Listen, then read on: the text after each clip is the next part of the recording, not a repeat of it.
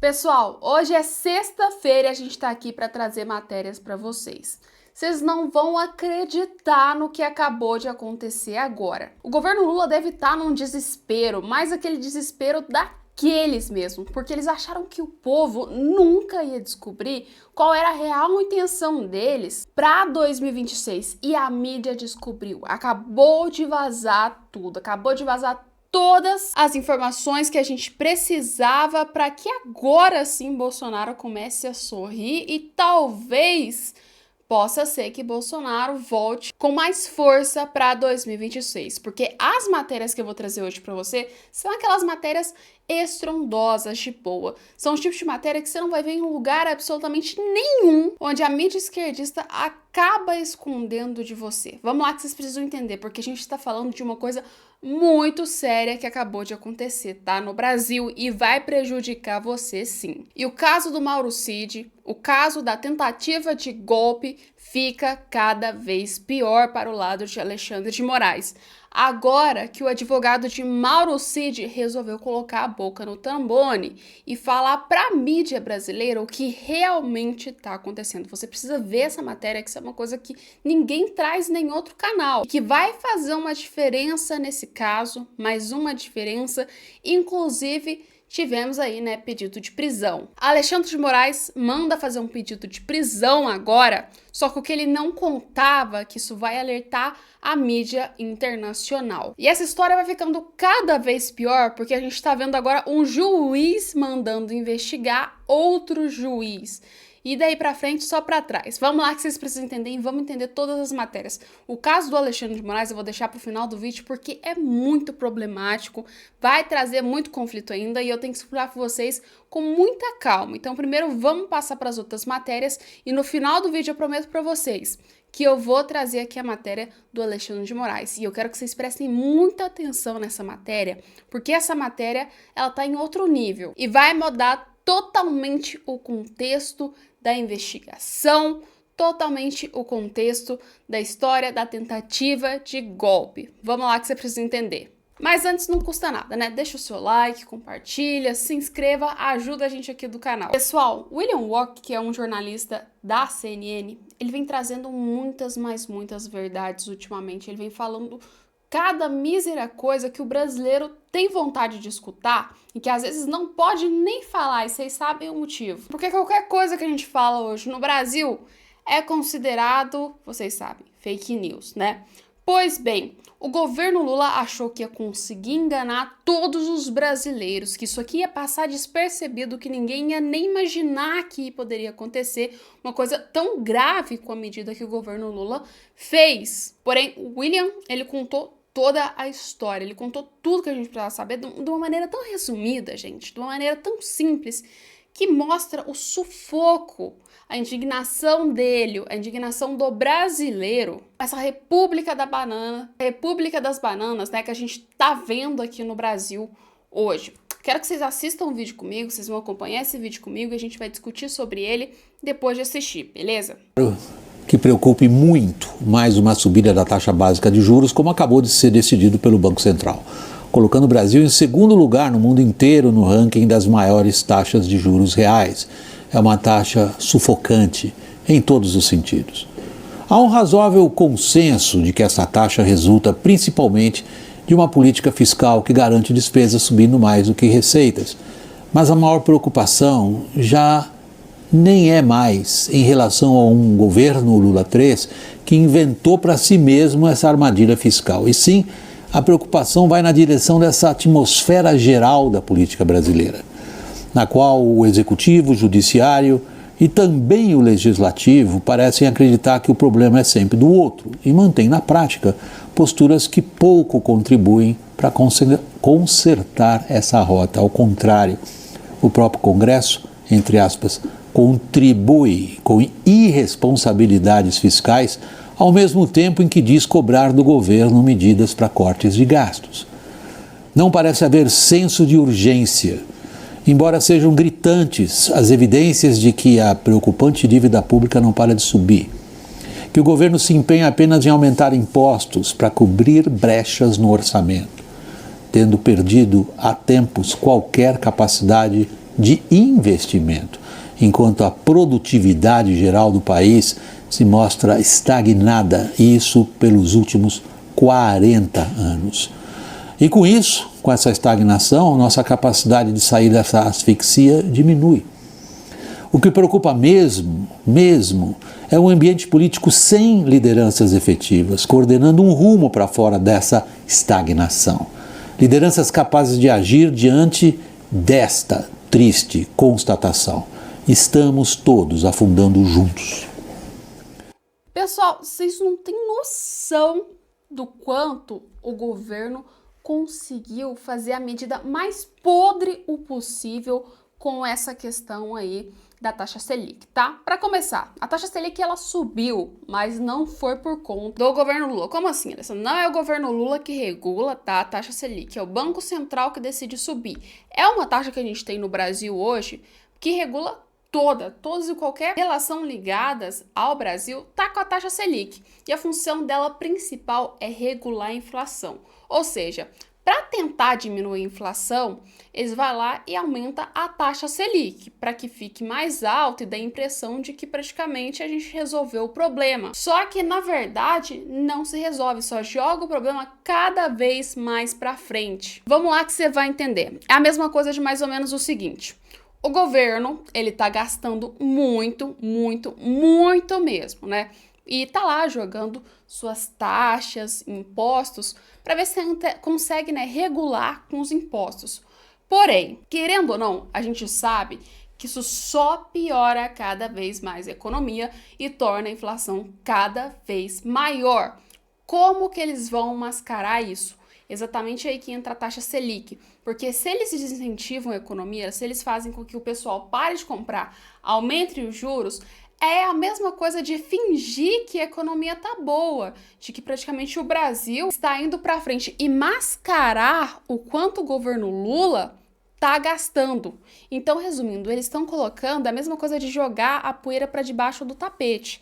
É a mesma coisa que o governo está fazendo com a questão do Banco Central. O Banco Central está tentando ver se consegue controlar o quanto o governo Lula gasta. O governo não tá nem aí para isso e vai espingar no colo do brasileiro. E muito pior, para o próximo governo. Cada vez que isso acontece, vai prolongando e vai ficando para o próximo governo, que na hora que por algum motivo abaixar a taxa Selic, adivinha o que volta? Volta a inflação com peso e com todos os problemas que o governo trouxe também junto, ou seja, o governo Lula está mascarando até 2026 com o objetivo nada mais, nada menos de ganhar as eleições, dizer que a economia está completamente boa e depois disso fazer nada mais, nada menos do que soltar a bomba novamente e ficar repetindo esse ciclo vicioso até a gente chegar ao ponto de ter uma inflação assim mais alta do que a do FHC. Então é exatamente isso. É uma medida extremamente assim, né, drástica que o governo Lula está fazendo para tentar enganar o brasileiro. Literalmente tentar enganar o brasileiro, porque isso aí não passa de uma enganação, porque tá tudo ruim do mesmo jeito. Se por acaso você achou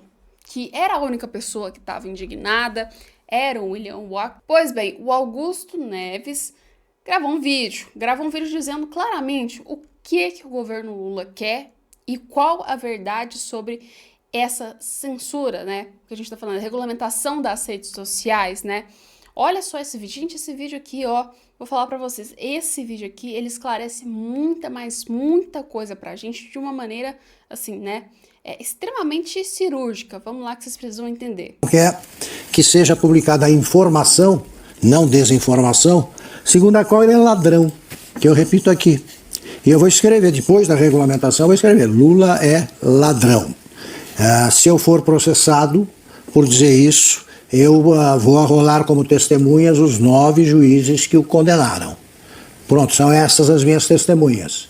E repito, é amigo de ditador, tanto que está a favor do Irã. É ex-presidiário, porque foi lá que ele conheceu, que ele se aproximou da atual primeira-dama, que para ele era liberada a visita conjugal. Ele, quando estava lá, saiu de lá, ele se tornou o quê? Ex-presidiário. Mas e as outras acusações aí que não deixaram fazer? Porque o que me preocupa é que essa regulamentação que eles falam, é só a tentativa de aplicar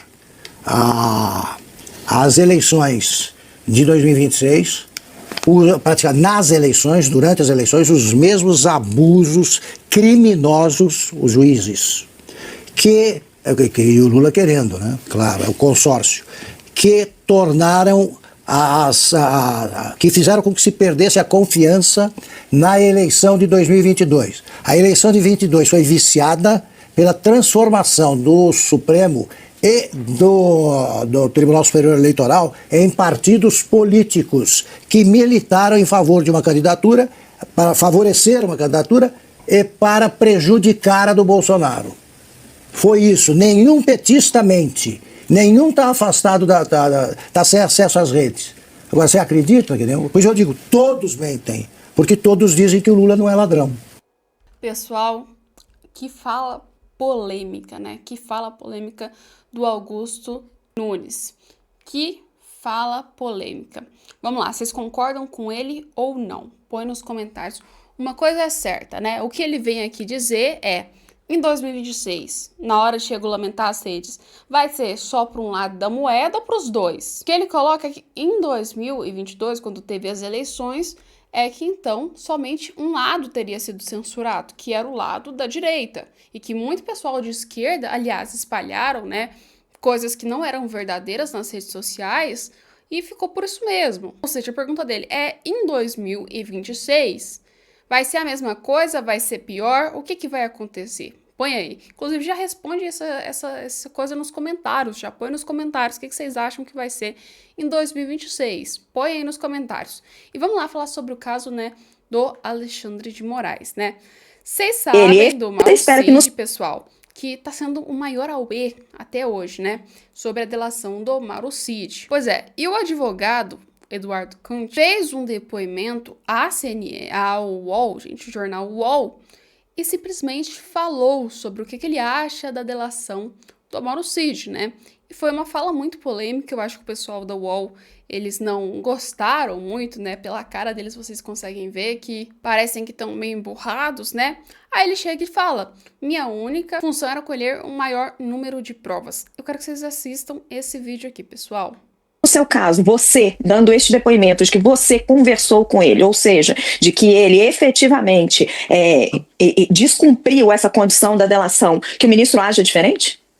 Veja, o argumento, salvo engano, trazido pelas outras defesas, é o descumprimento que gera a nulidade. Eu não estou atacando isso dessa forma. Eu estou atacando que, dado o que ele me falou, dado o teor das conversas, dado os desabafos dele, me parece que houve um problema, né, na coleta dessas informações. Está carente de voluntariedade. Então uma delação pode cair por duas razões. Pela falta de voluntariedade, ela passa a ser ilícita, ou pelo descumprimento puro e simples dela. Nesse caso, me parece que tem os dois elementos. O primeiro foi rejeitado, né, hoje, nessa decisão. O segundo vai ser apreciado. E aí a gente vai ver se vai se tornar válido, mesmo assim, né? Ele já foi perguntado duas vezes se ele fez isso voluntariamente ou não. E o teor das conversas mostra que não. Então agora ele vai ter que, talvez pela terceira vez, definir se o desabafo vale mais ou se a falta de voluntariedade não é relevante e mesmo assim o conteúdo deve prevalecer. Importante nessa conversa que vocês tiveram e que baseia a tua reclamação no STF? Veja, algumas coisas me parecem um tanto quanto grave. Quando ele fala em um áudio por escrito que nunca falou a palavra golpe, me parece bastante relevante, porque a gente está num caso de trama golpista. Se ele nunca falou a palavra golpe e se incomoda muito com essa expressão, me parece uma primeira coisa que é grave. Outra coisa, ele fala: não sei que tipo de pressão, até mesmo psicológica, eu estava sofrendo para falar o que eu falei. Me parece também relevante. Ele diz que em diversos momentos queriam colocar alguma palavra, não queriam colocar da forma como ele colocava as coisas. Queriam mudar um pouco a forma como ele dizia no papel. Isso também me parece grave. Diversas são as passagens que, aparentemente, ele confidencia, desabafa, desopila as sensações que ele está passando ao longo desse processo. Esse conjunto de coisas me leva a ter também a sensação de que falta a voluntariedade, que está maculado o processo de colheita dessas provas. Pois é, pessoal, uma coisa eu tenho certeza pra vocês: Uma coisa certeza, a Veja não ia colocar a mão no fogo por uma prova que eles não têm nem noção se é verdadeira ou não. E outra coisa também, independente do que aconteça, tá na lei isso, tá na lei, tá, pessoal? Se a prova testemunhal veio por meio de coação, qualquer prova que seja feita por coação, ela é nula, não dá para ser usada ela e nada que veio daquela prova. É uma coisa que, assim, qualquer pessoa que estuda direito, qualquer pessoa que pelo menos fez a faculdade de direito, né? É a faculdade de direito, vamos falar assim, deveria saber de uma coisa dessa. Isso é uma das primeiras coisas que a gente estuda quando a gente está na faculdade de direito. E no caso, para juiz, ele já tinha que ter isso de letra. Agora é o que o advogado falou, né? Vai apreciar, vai ver e vai ter a decisão. Mas se é por coação for provado, já era. As provas não podem ser válidas. E aí o caso também vai seguindo esse mesmo rumo. Beleza, pessoal? Outra coisa que está dando muita polêmica é sobre o caso do 8 de janeiro, tá? Botei até a matéria aqui para vocês, né? O que aconteceu? Lembra que teve um cara que quebrou os relógios lá dentro do palácio, dentro dos três poderes, né, dentro da manifestação que estava acontecendo do 8 de janeiro, acontece que ele tinha sido solto, né, por um juiz, e agora Alexandre de Moraes mandou, né, prender ele, e sem contar ainda, né, vai investigar o juiz que havia pedido para ele ser solto, que tinha soltado ele, gente. Esse caso vai dar muita polêmica. Muita polêmica. Pode esperar que vai ter coisa na mídia internacional falando sobre isso. E eu quero saber de você, o que você achou da decisão do Alexandre de Moraes? Põe aí nos comentários e a gente volta com mais vídeos daqui a pouco, tá? Se quiser também, vocês podem seguir a gente no outro canal. A gente tem um canal de geopolítica e também tem um Instagram onde a gente posta vídeo mais curto um pouco, mas explicando também o mesmo conteúdo para vocês, beleza? Um beijo e até daqui a pouco.